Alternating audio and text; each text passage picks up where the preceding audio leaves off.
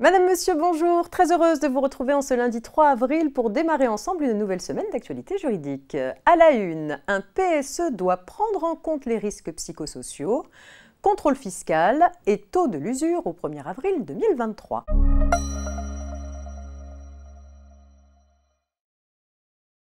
Dans deux importants arrêts rendus le même jour, le Conseil d'État précise comment l'employeur doit prendre en compte les risques psychosociaux lors de l'élaboration d'un plan de sauvegarde de l'emploi, ou PSE, et quels contrôles les DRETS doivent effectuer.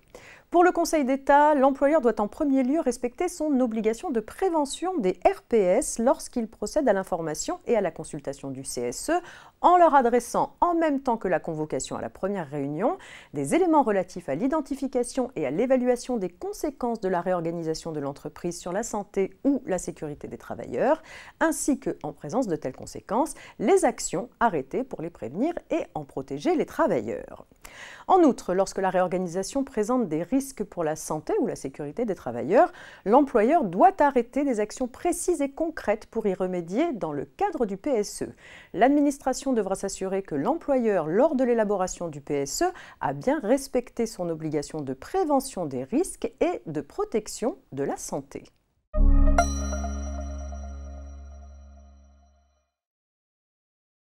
Lorsque la comptabilité d'une entreprise est tenue au moyen de systèmes informatisés, celle-ci doit, dès le début d'un contrôle fiscal, remettre au vérificateur une copie dématérialisée de ses fichiers des écritures comptables dits FEC.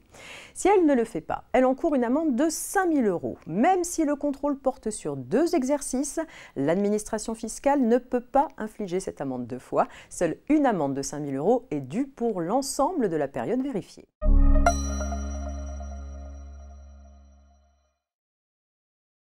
La réglementation relative à l'usure concerne les entreprises, personnes physiques ou morales, uniquement pour leurs découverts bancaires. Pour le deuxième trimestre 2023, le taux de l'usure applicable aux découverts accordés aux entreprises est fixé à 16,64%. En pratique, cela signifie qu'une banque ne peut pas prélever des intérêts à un taux supérieur sur des découverts consentis aux entreprises à compter du 1er avril 2023. S'agissant des autres prêts qui peuvent être consentis aux entreprises, ils ne sont soumis à aucune limite usuraire. Fin de ce JT, très bon début de semaine à toutes et à tous et à demain mardi.